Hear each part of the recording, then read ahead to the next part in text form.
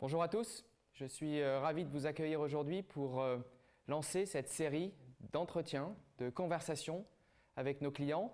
Aujourd'hui, nous recevons Amandine Dur, directrice produit chez ManoMano. Pour ceux qui ne le savent pas encore, ManoMano, c'est la marketplace leader en Europe avec plus de 3,5 millions de clients aujourd'hui. Amandine, aujourd'hui, nous avons décidé de placer cette interview sous le signe et l'illustration de l'humain au centre des expériences clients digitalisées. C'est une place que nous connaissons bien. Nos sociétés collaborent depuis 2016 et vous avez été des précurseurs dans le déploiement de communautés d'indépendants, notamment au travers de la communauté IBU et aujourd'hui au travers de la communauté de ManoAdvisor. Et ces experts indépendants viennent conseiller, accompagner les consommateurs dans leurs choix et évidemment sur une amplitude horaire de conseils très large. Cette stratégie s'est avérée extrêmement payante. Vous êtes en hypercroissance. Ces ManoAdvisor convertissent généralement largement mieux que que les standards de l'industrie du marché. Et donc, il était intéressant pour nous de comprendre les recettes magiques de ce déploiement. Alors, Amandine, tu es diplômée d'une grande école. Tu as complété ce parcours par la London School of Economics. Tu es parti découvrir donc le monde à Londres, puis à New York. Tu reviens à Paris pour ManoMano. Tu es passionné de technologie, de l'impact de celle-ci sur les interactions clients. Je te sais pragmatique, enthousiaste et je suis certain qu'aujourd'hui notre audience va bénéficier de ton retour d'expérience. Merci Renaud et bonjour à tous. Venons tout de suite sur la première question de cette interview. Tu es directrice produit chez ManoMano. Qu'est-ce que cela recouvre-t-il exactement ? Alors, très bonne question. Donc, l'équipe produit, en fait, assez classiquement, pour une boîte tech, on couvre la responsabilité de l'expérience de l'utilisateur de bout en bout. Et moi, plus spécifiquement, en fait, je suis en charge de tout ce qui se passe avant la vente. Et donc, ça concerne la navigation du catalogue qui, comme tu l'as cité, est très, très riche dans le domaine du bricolage, jardinage maison chez ManoMano. Donc, vraiment, toute la navigation et l'accès au catalogue. Et ça concerne également tout l'accompagnement au choix pour le client, pour l'aider en fait à sa décision d'achat. Donc c'est un périmètre très large qui est au cœur finalement de l'expérience client et de l'hypercroissance que vous vivez aujourd'hui. Comment tu définirais votre différenciation ? Qu'est-ce qui finalement motive ou alimente cette hypercroissance ? Alors en fait, je pense qu'il y a 3 points principaux pour expliquer la différenciation de ManoMano. Le premier, c'est par rapport à des e-commerçants généralistes. Nous, comme tu l'as dit, on est sur une verticale. On est dans le domaine bricolage, jardinage, maison. Et ça, c'est déjà une grande différenciation en soi parce que ça veut dire que dans cette verticale, on essaye d'offrir le choix le plus large possible de produits. Donc, d'avoir un catalogue très, très vaste, mais ciblé sur une verticale. Ça, c'est un premier différenciation. La seconde, je pense que c'est par rapport à nos concurrents qui sont plus des enseignes physiques. Nous, on est 100% digital. Et on le verra par la suite, ça a eu, bien entendu, énormément d'impact, en particulier cette année. Et puis, le troisième différenciation, c'est quelque chose qui est vraiment très, très propre à ManoMano et à notre stratégie, et du coup aussi à notre relation avec iAdvise, c'est la place du conseil et de l'accompagnement qui est vraiment omniprésent dans le parcours. Donc, un utilisateur, quel que soit finalement l'endroit où il se trouve sur le site, la page et le problème qu'il a, il peut contacter quelqu'un, il peut avoir de l'aide et du conseil. Et ça, c'est vraiment un choix fort et un choix stratégique de ManoMano. Donc ce choix stratégique, finalement, il est au cœur de l'expérience client, de ce que vit le consommateur quand il parcourt le site ManoMano. Et personnellement, j'ai eu cette expérience-là. Comment, chez ManoMano, quand on est de l'autre côté, finalement, vous la définissez, cette expérience ? Alors, l'expérience client, en fait, comme tu disais, on est une marketplace, une place de marché. Donc déjà, ça, c'est assez structurant parce que ça veut dire qu'on a les deux bouts de la chaîne. On a d'un côté des marchands et de l'autre côté des utilisateurs et des clients. Et en fait, l'expérience client, elle commence dès le choix des marchands puisque ManoMano, c'est une marketplace fermée. Donc, on est sélectif sur qui a le droit d'entrer et de vendre des produits sur notre plateforme. Donc ça, c'est un premier point. Et ensuite, là, c'est plutôt pour le côté client. Notre expérience client, elle est définie aussi par notre verticale. Donc, comme on est dans la verticale, voilà, bricolage, maison, jardin, ça implique en fait des contraintes assez particulières. Premièrement, on a des produits qui sont techniques que l'on vend sur la plateforme. Deuxièmement, qui dit vertical, DIY, bricolage, ça veut dire parfois des livraisons complexes. Donc ça, c'est des choses aussi qui sont au cœur de notre expérience et de ce qu'on veut apporter aux clients. Et enfin, le troisième point, c'est encore une fois lié à notre verticale. Le bricolage, ça veut dire des projets parfois un peu stressants, la peur de se tromper, le besoin d'avoir une réassurance sur la compatibilité de ce qu'on achète, d'avoir des garanties sur le temps de réception des produits. Parce que tout ça, derrière, ça veut dire voilà, un chantier, des travaux, un projet qu'on mène. Et donc, en fait, la particularité de l'expérience client qu'on veut vraiment apporter, c'est d'instaurer cette notion de confiance tout au long du parcours. C'est vraiment très, très important et c'est lié à notre verticale. Alors, c'est clair que la notion de confiance, elle est au cœur finalement de la réponse aussi au Covid. On a vu un certain nombre de marques qui avaient besoin et qui maintenaient ce lien de confiance, et la place de l'humain. On l'a encore vu ce matin avec Michael Maillot, est essentielle pour établir et maintenir ce niveau de confiance. Et finalement, comment vous maintenez ce niveau de confiance? Comment vous maintenez cette expérience exceptionnelle au travers du parcours client? Je pense qu'il y a deux points principaux. Le premier, c'est comment est-ce qu'on présente notre catalogue, puisque c'est le point d'accès en fait à ManoMano. Quand on est un utilisateur de ManoMano, comme tout utilisateur de site e-commerce, on passe beaucoup de temps à comparer, à essayer de comprendre quel est le bon produit pour soi. Donc l'accès au catalogue et en fait sa présentation et le fait de pouvoir découvrir le produit qui est bon pour soi, pour son projet, pour le moment voulu, c'est essentiel. Donc il y a ce premier point qui est vraiment très très important, c'est la navigation de notre catalogue.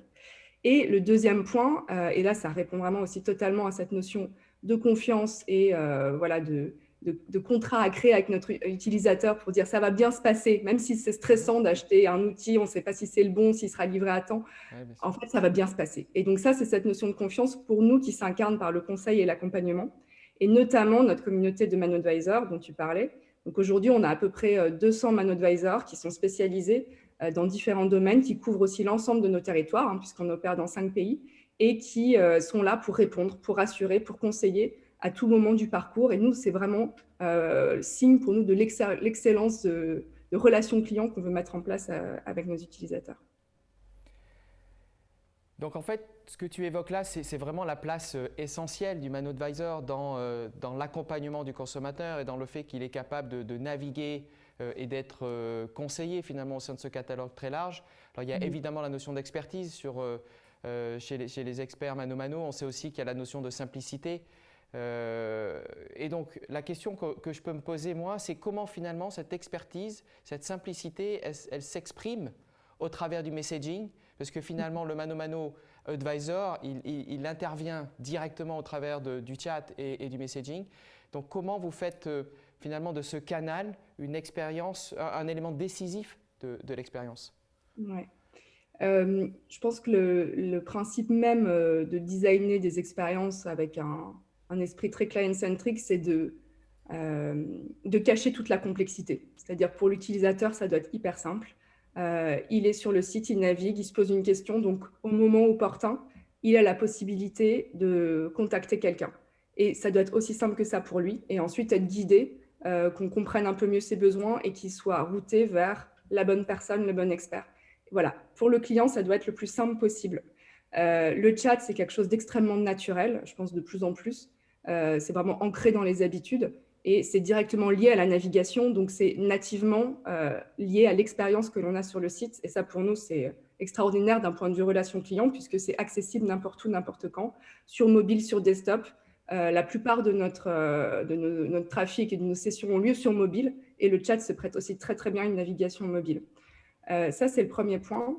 Et pour nous, derrière, puisque évidemment, la complexité, elle existe, les 200 ManoAdvisors, ils ont des agendas, du temps à consacrer, des expertises. Il faut avoir voilà, la bonne balance de comment on gère ensuite l'organisation côté opérationnel. Et en fait, des outils comme le chat et ce qu'on développe avec iAdvise nous permet voilà, d'avoir la vitesse, de l'expertise, une fluidification des parcours. Et puis, en fait, voilà, le contrôle et la maîtrise, ce qui veut aussi dire que l'on peut tester des choses rapidement, voir ce qui marche, itérer. Et ce cas, c'est aussi fondamental dans l'expérience qu'on veut apporter. C'est vrai qu'on a la chance de pouvoir observer les progressions de volume. Et depuis mars, on a vu véritablement une accélération avec aujourd'hui, je crois, plus de 1,5 million de conversations qui ont été réalisées par l'ensemble de vos Mano Advisors sur les différents sites. Et c'est certain qu'on perçoit l'engouement finalement du consommateur pour ce canal et nécessairement aussi finalement la déflexion ou le report des canaux traditionnels du mail ou du call sur ce canal qui est beaucoup plus efficace et quelque part également plus porteur de confiance et d'expérience. Alors je voudrais peut-être élargir un peu le champ des questions. On était vraiment centré sur l'expérience. Cette expérience, comme on vient de l'évoquer, elle est dans un contexte, elle est dans ce contexte de la crise sanitaire. Comment vous, chez ManoMano, vous avez vécu la crise sanitaire et quel est l'impact finalement du Covid sur la marketplace? Alors, ça a été un moment assez fascinant, en fait, d'un point de vue d'entreprise. Bon, ça l'est toujours, mais on s'est un peu habitué à ce nouveau normal. Donc, c'était un moment à la fois extrêmement intéressant, puisque tout simplement, en fait, une explosion de la demande. Je pense qu'on l'a tous expérimenté, mais confiné chez soi, avec tous les magasins fermés, on a très envie de faire du bricolage et il n'y a pas beaucoup d'alternatives. Et donc, naturellement, ça a ouvert énormément de portes pour des clients qui n'auraient jamais commandé online autrement. Donc, concrètement, on a des ventes qui ont fait x4 depuis le confinement. Ça, c'est pour le côté hyper enthousiasmant. Évidemment, il y a eu des moments aussi compliqués, puisque côté logistique, pendant cette période, il y avait beaucoup de challenges. On n'était pas les seuls, bien sûr, à les vivre, mais ça a été un moment qui avait ces deux piliers en parallèle, donc extrêmement intéressant. C'était aussi pour nous un moment où, niveau conseil et niveau accompagnement, on a voulu tester des nouvelles choses. Il y a eu déjà énormément de demandes en plus de conseils de façon classique sur nos Mano Advisors. Donc, on a eu 2 fois plus de conversations pendant la période qu'il a fallu gérer, absorber. Et tout ça s'est passé finalement de façon très smooth. Donc, c'était bien agréable. Et donc, en plus, on a voulu tester des nouveaux services. Et donc, par exemple, grâce à Advise, on a pu lancer un service en 10 jours qui s'appelle Allo Mano et qui permettait en fait d'obtenir une assistance gratuite en ligne de dépannage. Donc, j'ai un évier qui fuit, un volet qui ne se ferme plus. On pouvait avoir un expert qui nous conseille à distance, qui nous guide. Et ça, c'était vraiment une expérience très, très chouette à lancer, à tester, encore une fois, dans un temps record. Et pour nous, c'était prendre l'opportunité et essayer de tester une autre approche de l'accompagnement. Pas juste le choix d'un produit, mais comment faire, comment gérer un projet de bricolage, comment dépanner un problème. Et donc, vraiment quelque chose de super intéressant de notre côté. Et je rebondis sur ce que tu disais, c'est vrai que pour nous, ça a été un moment aussi extrêmement satisfaisant parce qu'on s'est aperçu que, on se le doutait, mais on a vraiment pu mesurer que le messaging et le chat est un canal extrêmement résilient dans le sens qu'il est extrêmement flexible et qu'il se déploie de façon très très simple. Et donc, comme tu le dis, être capable de lancer rapidement le service, c'est aussi être capable de maintenir dans une période extrêmement incertaine et d'urgence, de maintenir ce lien avec le client. Et on a pu également observer ça. Et du coup, plus globalement, quelles leçons ou quels enseignements tirerais-tu pour le marché du DIY de manière plus globale? Parce que finalement, vous êtes un précurseur. Vous avez démarré un peu seul sur cette verticale. Aujourd'hui, on voit évidemment le marché qui cherche à se structurer autour de cette notion d'accompagnement, de conseil. Donc, quelle est ton analyse de cette transformation et les leçons qu'on peut tirer de cette crise pour le marché? Je pense que c'est une accélération de la croissance. C'est-à-dire que ManoMano, qui est une entreprise qui a 7 ans, a défriché tout un pan d'une industrie qui n'était pas du tout digitalisée. Et donc, ça a déjà donné ce qui aujourd'hui on considère comme une hypercroissance, mais là, le Covid, ça a eu un effet démultiplicateur. Donc, ça a vraiment ouvert des portes, encore une fois, à toute une population qui aurait peut-être mis, je sais pas, 2-3 ans de plus à essayer de tester le digital pour leurs besoins bricolage, DIY en général. Et donc là, ça a accéléré ce processus. Donc pour nous, sur le long terme, je pense que ça a vraiment un effet accélérateur. Voilà, on a pu prouver à beaucoup plus de personnes plus rapidement à quel point c'était confortable et même parfois mieux, souvent mieux qu'en magasin, d'acheter du DIY, notamment pour le côté accompagnement. Ok. Ce que tu évoques là, c'est intéressant. Je trouve que si on élargit à d'autres secteurs que simplement le DIY, on observe aussi que finalement le commerce en ligne de produits physiques était déjà plus ou moins structuré. Donc la crise finalement a agi comme un révélateur. Donc sur ces industries qui étaient déjà structurées autour de la commercialisation de produits physiques, il y a ceux qui étaient prêts à cette accélération, ceux qui étaient prêts pour cette flexibilisation, cette transformation des canaux, et ceux-là ont pu profiter clairement de l'accélération. Ceux qui n'étaient pas prêts ou par des problématiques techniques, organisationnelles ou de business model ont très sérieusement pâti de la fermeture des magasins, finalement de l'absence d'omnicanalité et de capacité à reporter très rapidement leurs ventes sur le digital. Et évidemment, ceux qui n'étaient pas du tout sur le digital étaient complètement hors course. Et en même temps, il y a tout le pan d'industrie, et tu l'évoques, qui est l'industrie du service. Et certaines industries de services sont depuis très longtemps digitalisées. On pense à la banque, à l'assurance, aux télécoms, évidemment, que tu as connues. Et on voit aujourd'hui que des industries des industries de services qui n'étaient pas digitalisées se mettent et s'accélèrent aussi sur la digitalisation de ces processus-là. Et je peux penser au déménagement, par exemple, d'Emeco qui digitalise la prise de devis par vidéo en utilisant le chat d'iAdvise, etc. Donc on a vraiment cette multiplication de la digitalisation des process et des usages sur l'ensemble des industries. Et je trouve que c'est vraiment des enseignements qu'on peut tirer de façon plus globale. Alors, côté performance commerciale, au-delà des produits, on vient d'en parler, vous rentrez sur le marché du service. Ce conseil en ligne, c'est aussi vendre des projets. Et comment vous rendez cette vision concrète? Est-ce que tu peux nous en dire un peu plus finalement sur cette notion de projet et de service? Parce qu'on connaît Mano principalement pour la vente de produits. Oui, tout à fait. En fait, c'est vraiment directement lié au type de client que l'on a. Et si je schématise un peu, on a d'un côté des clients qu'on appelle nos gros bricoleurs. En gros, ce sont vraiment des passionnés qui ont des besoins de bricolage en permanence, donc qui sont très fidèles et qui rachètent toutes les semaines parce qu'en permanence, ils ont quelque chose à faire. Et puis d'un autre côté, en fait, on a un type de client qui n'est pas forcément sur une notion de persona de client, mais plus sur un contexte de vie. C'est des clients qui sont en train de déménager. Tu citais d'Emeco, voilà, je pense qu'on a ça en commun. Des clients qui refont une maison, qui attendent un bébé. Voilà. C'est un contexte qui fait que pendant une fenêtre de 6 mois, ils vont avoir des énormes besoins, bricolage, maison, jardin. Et nous, on veut être là pour les aider. Et donc, au-delà de la vente d'un produit, c'est effectivement une notion de vente projet et de les aider sur leur projet de A à Z. Donc, il y a bien sûr le choix du produit, et donc pas un seul produit, mais tout ce qu'il faut avec les notions de compatibilité, etc. Et il y a aussi du comment faire. Et donc le comment faire, dans l'accompagnement, on l'a commencé à apprendre beaucoup là-dessus dans le cadre de l'expérimentation qu'on avait fait avec Allo Mano pendant le confinement. Et on l'étend. Là, on avance très vite là-dessus parce qu'évidemment, ça a un potentiel business très, très important pour nous et c'est hyper lié à notre ADN de conseil. Et donc, pour vous citer quelques exemples, avec les premiers tests de vente projet que l'on fait, ça veut dire un panier moyen en valeur et en nombre qui est le double de ce qu'on fait d'habitude.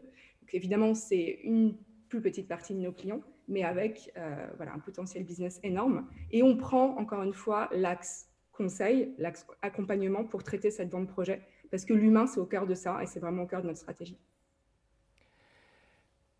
Merci. Donc finalement, là, avec ce monde du service, vous complétez le portefeuille de conseils ou en tout cas d'accompagnement du consommateur. Est-ce que ça veut aussi dire l'ouverture vers le B2B? Parce que finalement, c'est un marché qui traditionnellement, le conseil et l'accompagnement est porté par des artisans. Donc, est-ce que vous considérez ce marché du B2B? Absolument. Donc, en fait, on a lancé ManoMano Pro en 2019 et un peu toujours de la même manière chez ManoMano, c'est-à-dire que en lançant et en apprenant, c'est-à-dire qu'on s'est rendu compte que naturellement, une partie des clients que l'on avait étaient des artisans du bâtiment. Et on s'est mis à creuser un peu plus cette piste et à comprendre un peu mieux leurs besoins. Et donc, finalement, ça a donné lieu au lancement de la plateforme ManoMano Pro l'an dernier. C'est un marché, évidemment, qui a un très, très fort potentiel pour nous. Quand on pense en termes de récurrence d'achat, je vous parlais des bricoleurs hardcore. Bah, voilà, l'artisan du bâtiment, c'est ça, puissance 10, puisqu'ils gèrent des projets en permanence, ils ont des besoins en permanence, des problématiques bien particulières. Bien sûr, c'est souvent des très petites entreprises à qui on peut vraiment apporter du service. Et en fait, d'un point de vue aussi conseil en ligne, chat, accompagnement, c'est aussi extrêmement intéressant pour nous de mieux comprendre leurs besoins. Parce que finalement, quand on pense aux clients, au B2C, on oriente beaucoup le conseil autour de l'expertise, aider au choix, comprendre bien la technicité des produits, ce qui est beaucoup moins le cas de fait, et bien sûr, des artisans et du B2B. Mais il y a d'autres besoins. Par exemple, le gain de temps, c'est énorme. Donc, on a énormément de clients pros qui contactent nos experts juste parce qu'ils ne veulent pas chercher de produits, ils veulent qu'on leur apporte la solution tout crue. Donc, c'est trouvez-moi exactement cet outil dans ces conditions-là. Et ça, par le chat, c'est extrêmement efficace. C'est finalement la recherche inversée. On pose la question, on obtient immédiatement la réponse sans avoir à chercher. Très bien, merci, merci Amandine. Peut-être une dernière question qui finalement revient sur le thème de notre journée. Quel défi vois-tu pour la place de l'humain dans la relation client digitalisée telle qu'on l'évoque depuis tout à l'heure, que ce soit en B2B ou en B2C?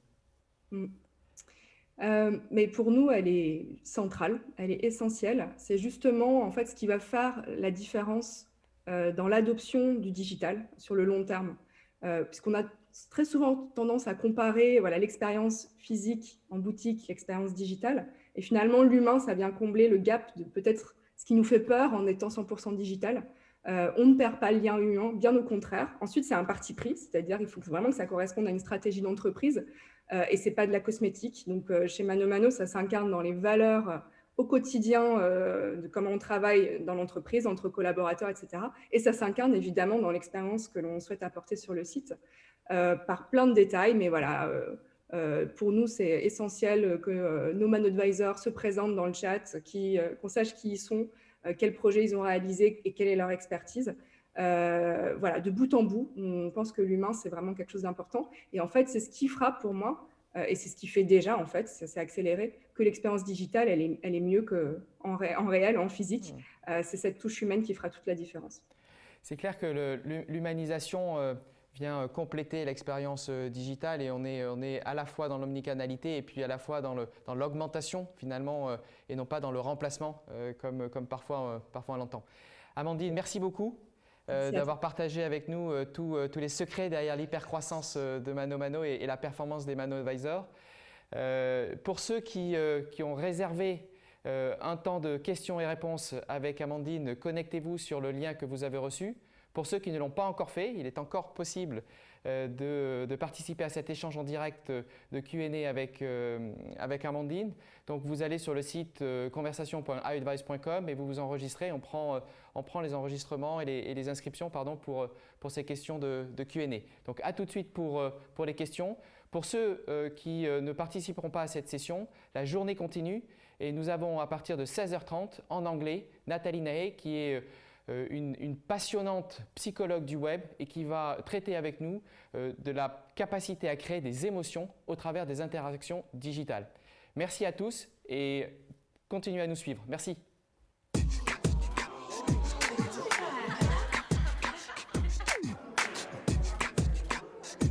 I ask you a question?